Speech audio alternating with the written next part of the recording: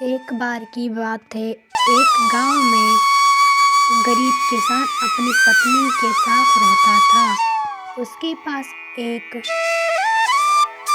घर और थोड़ी सी खेती के लिए एक जमीन थी, जहां वह दिन भर अपने खेतों में काम करता था।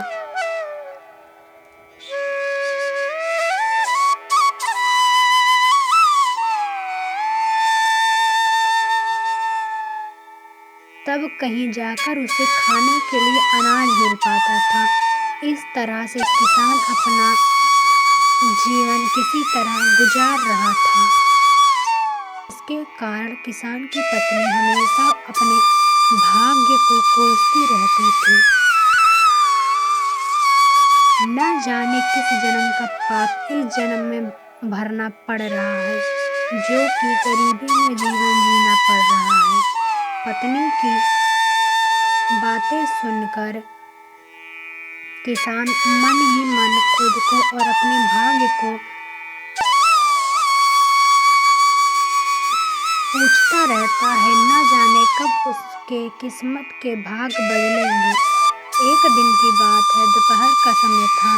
खेतों से काम करके अपने घर अपनी पत्नी के साथ खाना खाने जा रहा था कि इतने में एक साधु महाराज भिक्षा मांगते हुए उसके दरवाजे पर आ पहुंचे और भिक्षा मांगने लगे।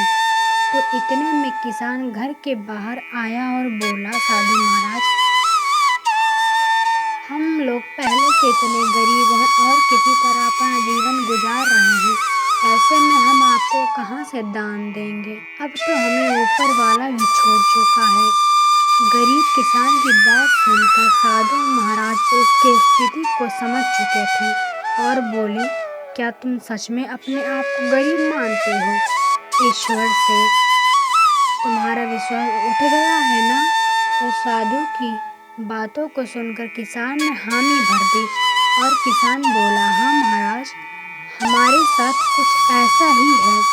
अब आपकी चाहे तो आपका आशीर्वाद से हमारी किस्मत बदल सकती है। किसान की यह बात सुनकर साधु महाराज ने कहा, ठीक है, जैसा हम कहते हैं ठीक वैसा ही करते जाओगे। तो गरीब किसान बोला, क्या करना होगा हमें जिससे हमारे अच्छे दिन आ जाएंगे और हमारी गरीबी दूर हो जाएगी? साधु महाराज बोले, ठीक है, आज से वह काम करना पड़ेगा जिससे ईश्वर तुमसे प्रसन्न हो। और सबसे पहले अपने गांव के बीच 2 बदले में अनाज खरीद ले आना। अरे बाबा, तो फिर उस अनाज का करेंगे क्या?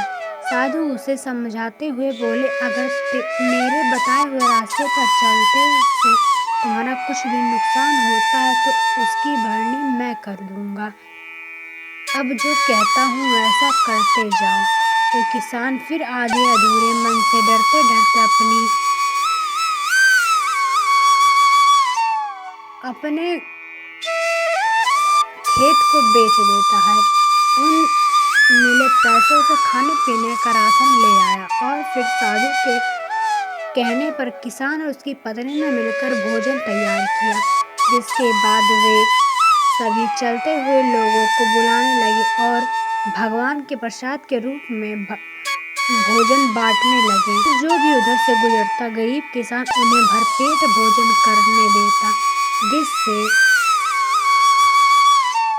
राहगीर बहुत खुश होते और फिर उन्हें इससे कार से देर सारा आशीर्वाद मिलता, अपनी इच्छा अनुसार धन भी देते, जिससे फिर उन्हीं पैसों से लोगों को भोजन करवाने का कारण बन जाता।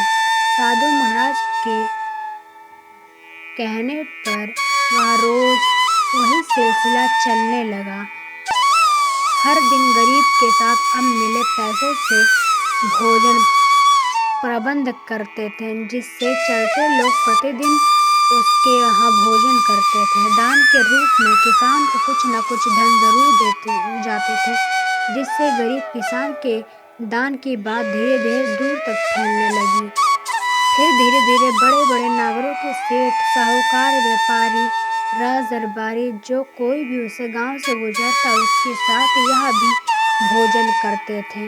बदले में किसान को इस महान कार्य के लिए ढेर सारा धन भी देते थे, जिससे धीरे धीरे गरीब किसान मिले पैसों से अमीर होने लगा। और अब अगले दिन बदलेंगे, उसने अपनी जमीन खरीद ली और अपने भोजन कार्य को भी बढ़ाने लगा।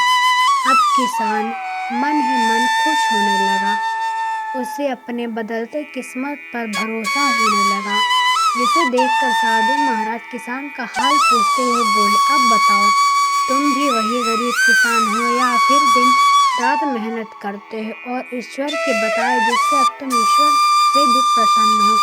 पहले जहाँ खुद के लिए मेहनत करते थे, खुद के लिए ही सोचते थे, लेकिन अब दूसरों की भलाई के बारे में सोचने लगे हो। ईश्वर भी तुम्हारे स्नेह कार्य से तुम्हारा साथ देते हैं, यानी हम सभी ईश्वर के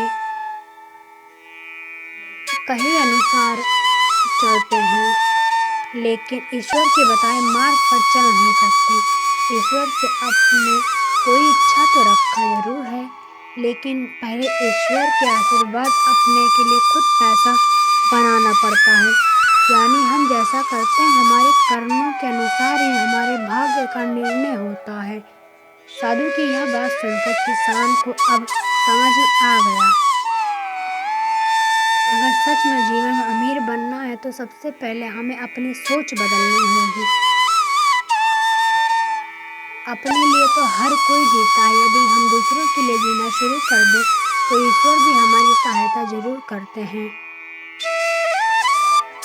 फिर दोनों पति पत्नी खुशहाल जिंदगी रहने लगते हैं।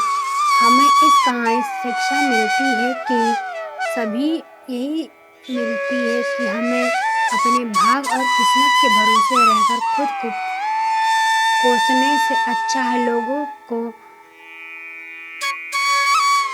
की मदद करना शुरू करें। निश्चित ही ईश्वर हमारे साथ हमेशा सही करेंगे। ऐसा हम तभी कर सकते हैं जब हम अपनी सोच से बाहर निकाल सकते हैं, दूसरों के लिए जीना शुरू करते हैं। हमारे समाज में ऐसे अनेक महापुरुष हैं के उदाहरण मिल जाएंगे जो कि समाज के लिए जीने का कारण बने हैं। फिर वह दोनों पति पत्नी अपने घर चले जाते हैं और खुशी खुशी जीवन यापन करते हैं। अगर आपको हमारी कहानी पसंद आई हो तो लाइक, सब्सक्राइब करें और कमेंट करना ना भूलें।